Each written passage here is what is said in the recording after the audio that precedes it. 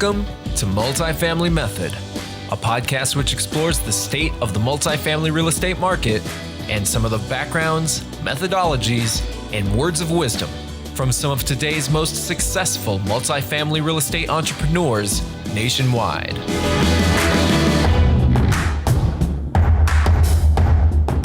Hi, I'm Mike Mosher. Thanks for joining us today.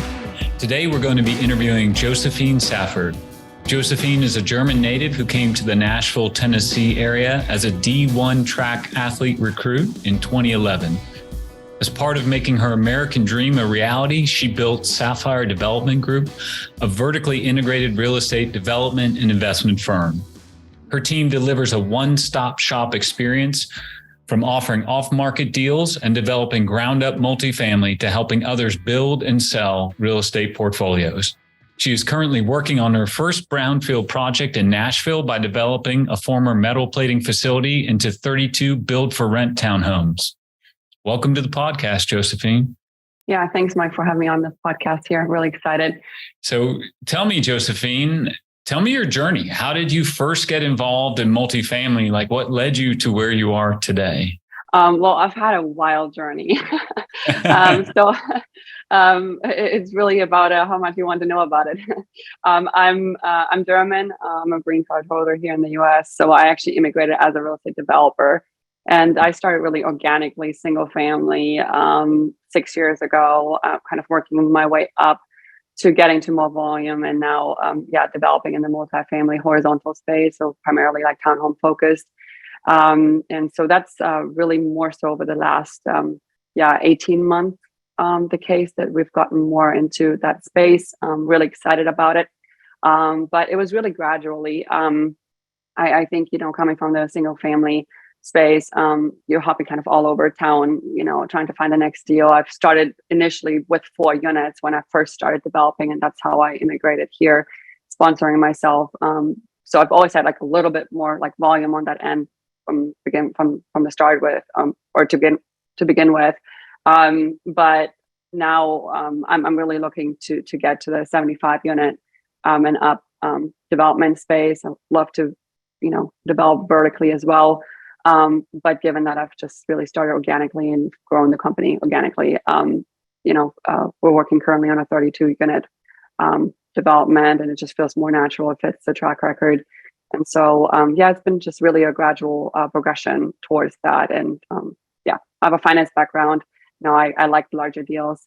I think actually, in fact, they're easier. So that's been also a big learning, even with the current development deal that we're working on. And so that's exciting. Well, there's a lot to unpack right there. So when did you come over from Germany? What brought you to the States? And have you been in Nashville that whole time? Those are my first couple questions for you.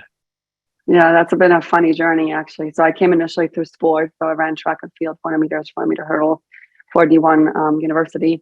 And so they recruited out of high school. So I came initially 2011, first time to the US, or, moved to the US first time, and really to the Nashville area. So at the time, a university there recruited from Germany. And so I saw Nashville, really fairly early on prior to this, big boom. And that was, as I found out later, very, very important in my entrepreneurial journey. And so that was the first time really coming to the U.S. And then I had actually left 2012 briefly. I worked a little bit in Asia, traveled, worked in Europe, and then actually came back 2014.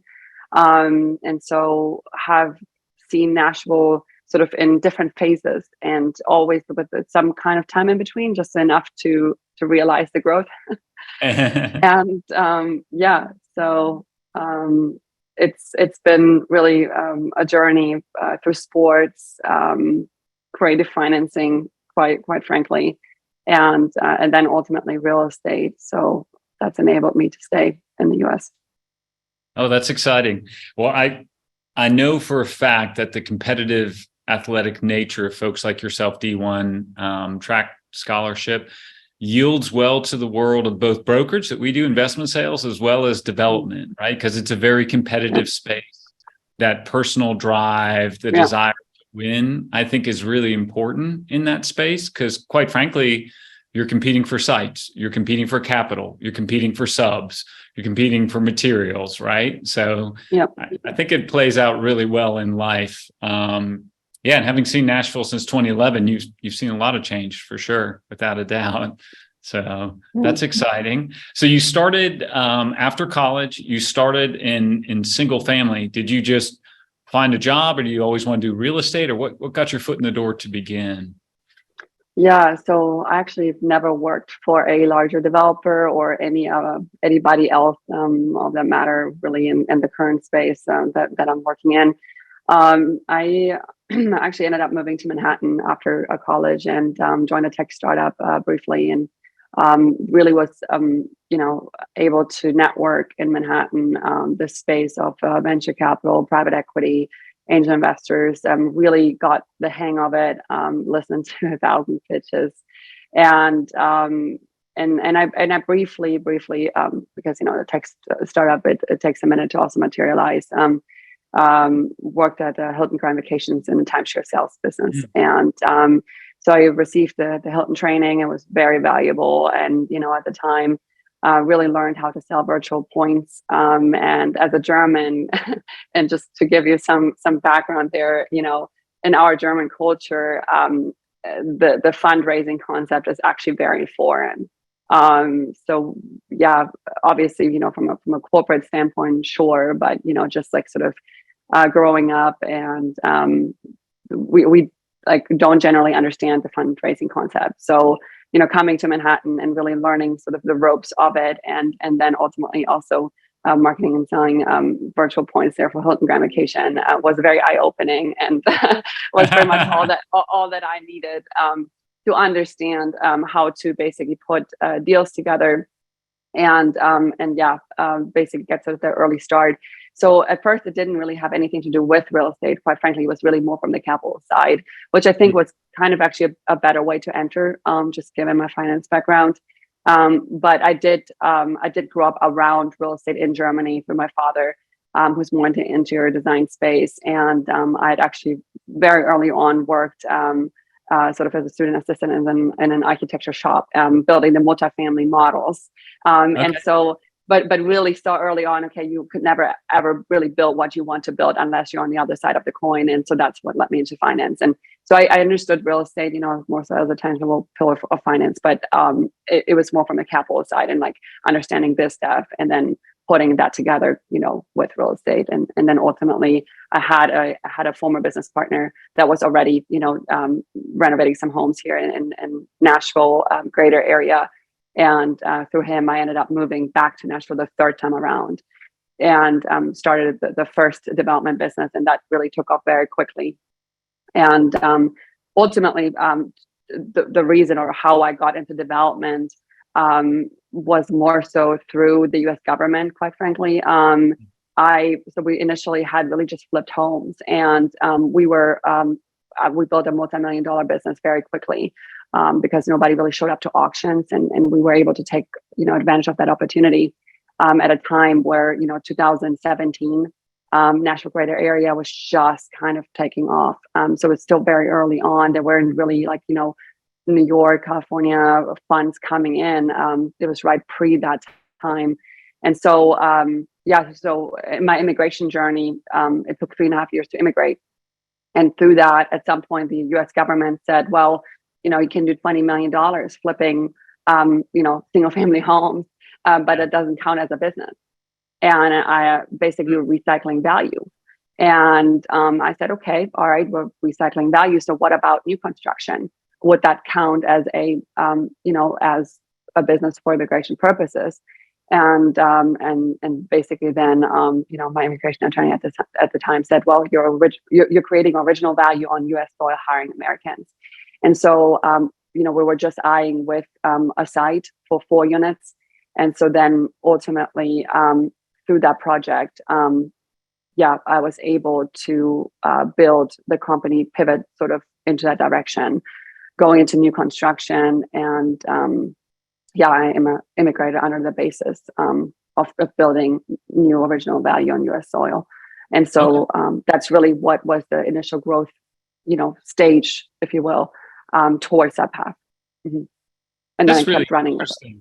Yeah, I did not know that like flipping homes recycling value, for lack of a better term, didn't qualify for the immigration status. That's really interesting to hear. So it almost propelled you into the new construction space. Yeah.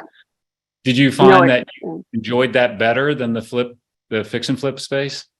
Oh, absolutely. I mean, I'm definitely, excelling more at like larger deals, just given my understanding and background.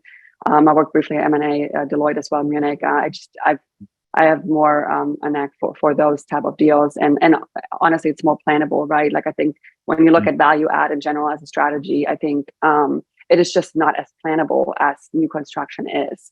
You get a blank slate, and you know what you're chipping away at, and you can kind of forecast potential problems and overcome them ahead of time. And I think with value add, you kind of more finding out as you go. Yeah. Well, when you're building it, you know what's behind the walls. When you're doing value add, you're going to discover when you tear that wall open, right? So, yeah, right. Okay. So you have, you said at the beginning of the podcast that you've been doing some horizontal build for rent, SFR, call it what you may, a couple different terms out there, development. You're working on, I believe you said, a 32 unit deal right now. Is that in the Nashville metro? Tell us a little bit about what you've got going on there. Yeah, I'm really excited about this project. It's in the North Nashville area, so right under the Cumberland River belt, and it is actually it's a brownfield site and opportunity zone, designated opportunity zones.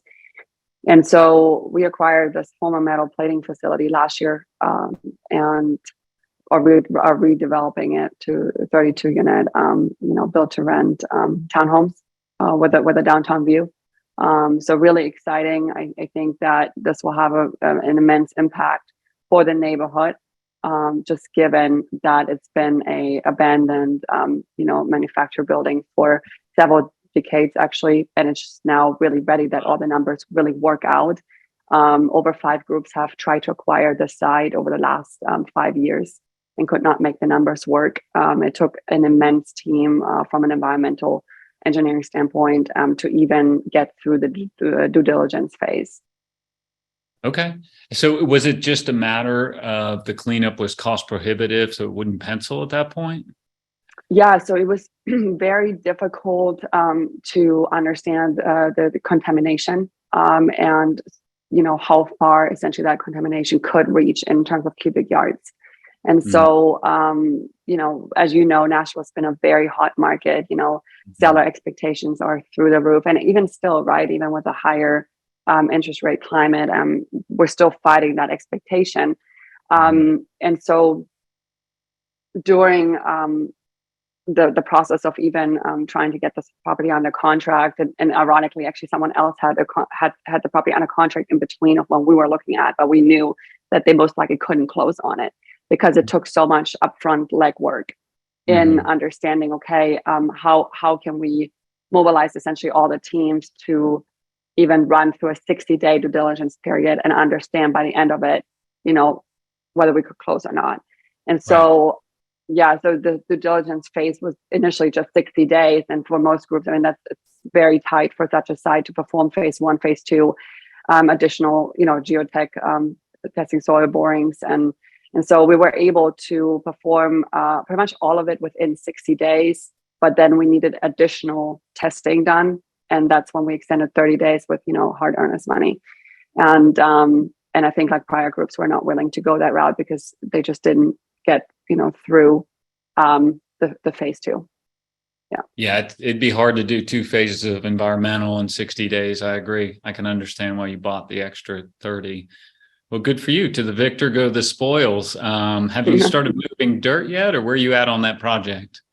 We're waiting right now in the state to fully approve it. We're really close. So just even to demo the existing manufacturer side, we are waiting for the grading permit. So we're getting really close to it, but we're about to start the equity raise here.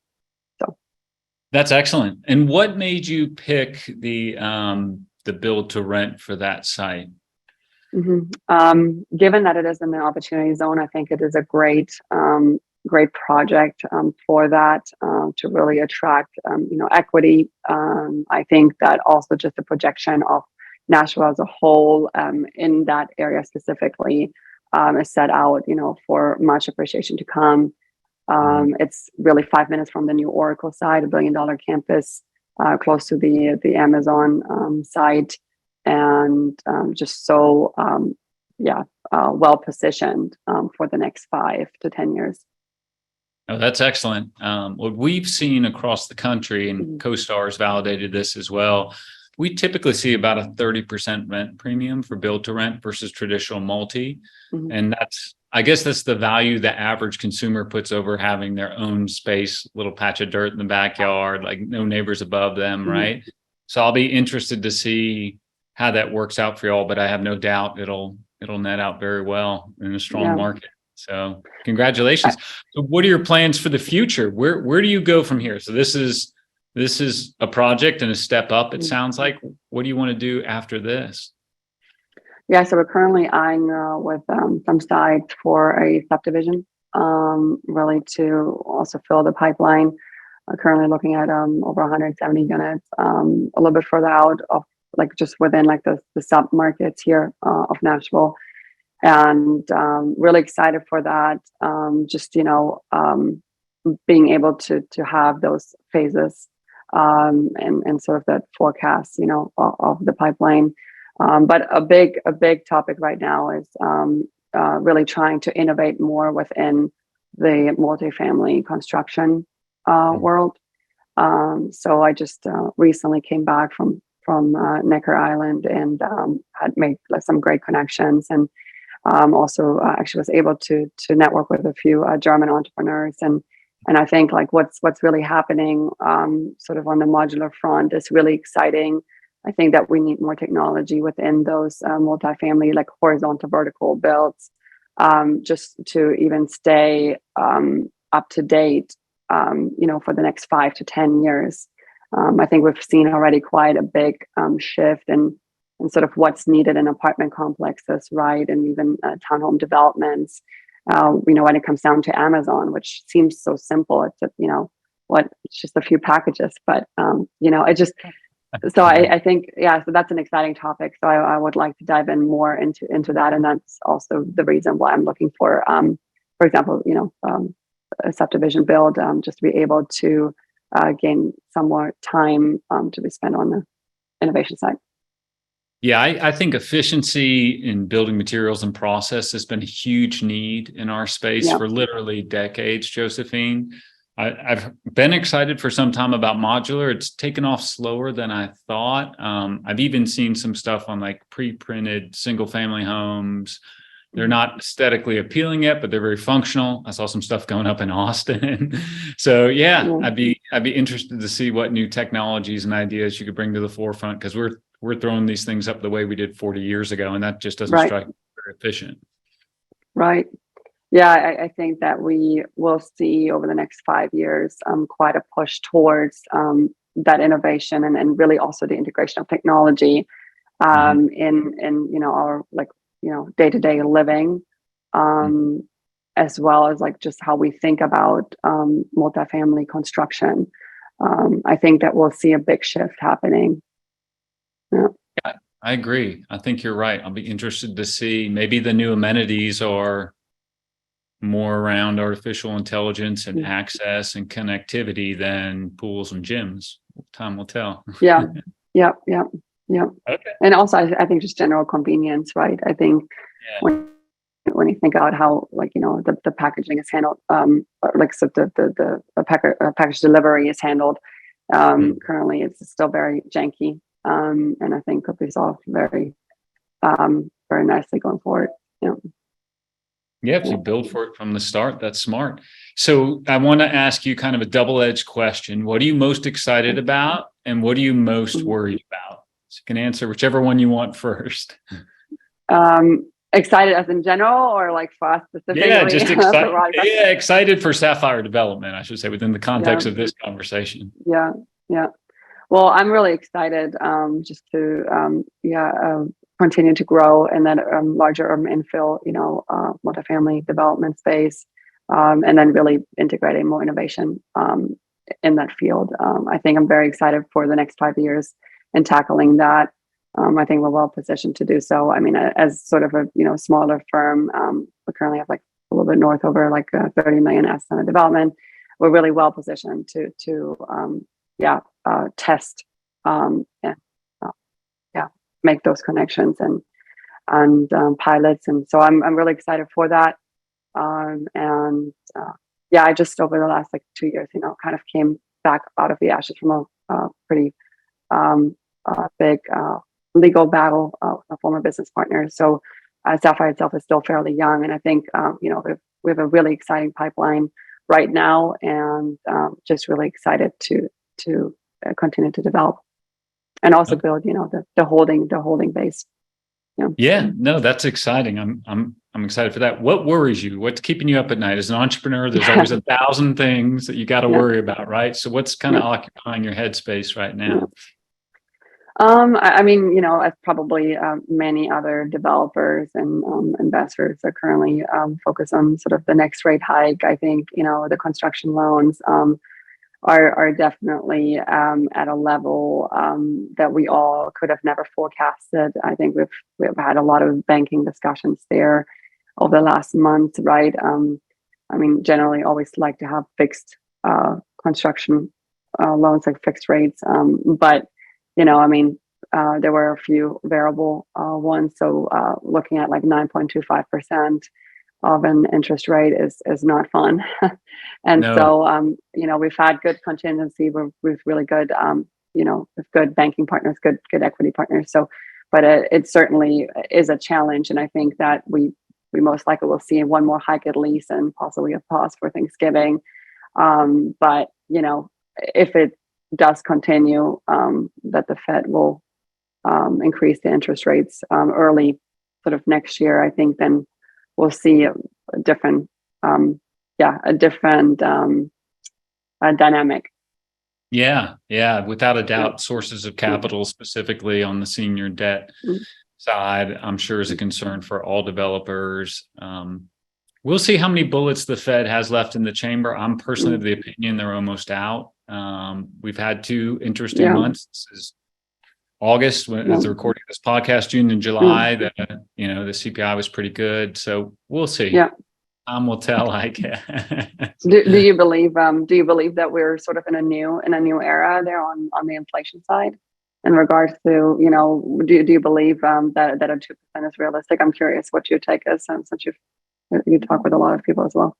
Yeah, I do think we're in a new era, Josephine. I think a lot of it has to do with monetary policy on the federal level. And that has such impact on the day-to-day. So I think the world is new and different. I also think unemployment that they're chasing is kind of a false narrative, because our population has stabilized. So really we need stronger immigration numbers to have a higher unemployment number, because we don't have the workforce capacity we did 15 years ago. I mean, that's just look at the numbers and look at the baby boomers post-COVID and retirement and stuff. So I do think we're in a new and different world. I suspect rates will stay elevated for quite some time. We can all get used to that though, right? Cap rates can adjust, materials and can adjust. Like the market will adjust to that. It's the moving target that drives us all crazy. And I think we're almost done with that. If I had to bet, we'll see. I might be wrong. Yeah, time will tell. I'm very interested to see how this is unfolding. Yeah, I do think too we're more towards the tail end, but yeah, hopefully we'll find out here soon enough. We all like doing deals. So for you as a newer developer in the space, when you're competing for dirt, for projects, for land, do you find it challenging to get your voice heard versus some of the more established institutional players who have transacted with different investment firms in the past and landowners? I think it depends. I would say that last year I've definitely had here and there some difficulties, but I think I was able to overcome them by just really having a solid team together. And then really also great relationships, within the market and beyond. And I feel very comfortable that at the end of the day, depending on what terms you're presenting, that you can be competitive, no matter whether you're newer or already very established in the space. That's fair. No, I agree with that. And as your track record grows and you execute on your LOIs, that only helps, right? From a reputation perspective, people know that you're good for your word and you're going to transact, and that really matters to the marketplace. Yeah. I think as as being German, I'm very direct, and I like to tackle things that are pretty straight up front. So I think it does help. I think overall it just like really depends. Also, I think how you present yourself, right? And I've had like really good deal experience there, and have seen like larger deals. Yeah, I think we all appreciate people that are direct. Just if the answer is no, that's fine. Just tell me no up front. Don't don't drag me on forever, waste everybody's time, right? So. But equally, it's really important too to, I think, especially in the Nashville, like in a very hot real estate market, to make known what you do need in order to be able to move forward. I think that is something that we've seen over the last 2-3 years. That's now definitely changed given the economic climate, but. That certain things are just like non-negotiable, and either the seller is also willing to come to a deal or not, and kind of also setting up for that. So okay, what kind of things are you doing to get your brand out there? Are you really active on social media? Are you doing Google ads? Is it more word of mouth? Like, how are you pushing Sapphire Development's image in the community? Yeah, I'm very active in the community, very active with Urban Land Institute, ULI, WLI, and then also here some local groups on the board of an investor group here that spans pretty wide, and very active on Instagram. Just really looking to continue to make those relationships. I think that real estate just in general, no matter how big it is, it's still people business backed by numbers. And so, I think the relationships really matter, and then also going sort of outside of the state and networking. I still have a pretty good New York network, and just really seeking the groups that are also looking to make a difference. I think those New York connections you spoke about earlier, Manhattan was a great way to start the journey. Why not start at the center of capital for the entire country, right? And then go to build it. So many folks try to start with the project and then go hunt down the capital, and I think that's a much harder path to go down. I think you have to understand where, obviously where's the capital coming from, and we plug into family offices, and they're family offices that really like to specialize actually in female developers, just for diversification. So it's very, very interesting that I've learned over the past years, and I think there's also a need to kind of think slightly different, right? Like I think that definitely women develop somewhat differently than men, and it's just a unique a position, I think, to be in the space. Well, that's exciting, and one of the reasons we loved having you here on the podcast, Josephine, is this is kind of our Rising Stars series. And not only do you have a cool story having immigrated and played college athletics and everything else, but also being a female developer in a very male dominated space. So I would be curious to hear your perspective on how that's gone so far, and what you see as the opportunities because it's a different world for you, right? Yeah, I think it's always been good. I mean, I know sometimes I actually just spoke at a luncheon 2 weeks ago, and a question, it was a women luncheon, and the question was, do I think that it's tougher as a woman? And honestly, no, I think it's actually really more an asset than it is a liability. Of course you stand out, right? But I think it just brings some diversity to the table, and just brings up really interesting conversations. And so I've never had like really truly like a disadvantage per se.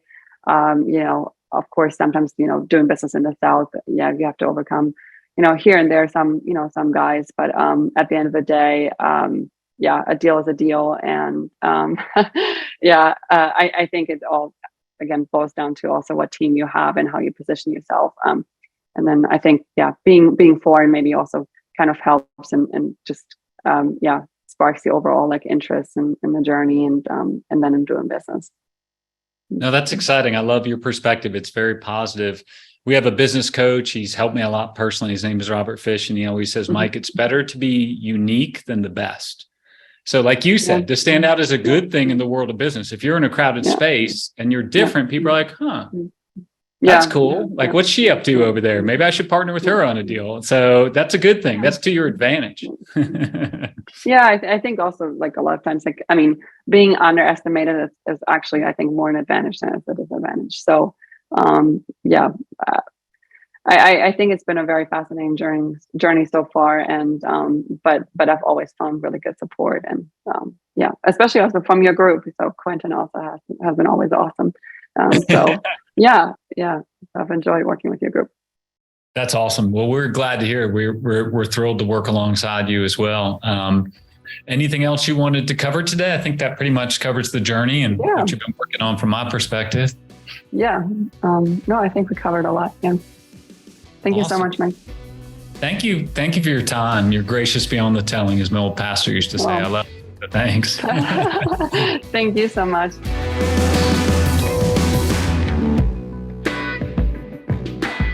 Thank you for listening to Multifamily Method. If you enjoyed today's episode, please give us a rating and a review on Apple Podcasts. It helps our podcast get discovered by other savvy investors like yourself. Subscribe to Multifamily Method for free on your podcast platform of choice. Find out more about Capstone Companies at capstone-companies.com. Multifamily Method is executive produced by Capstone Companies. Audio production for the podcast provided by Andy Go of Gojo Studios, and video production by Yash Mystery of Mystery Projects.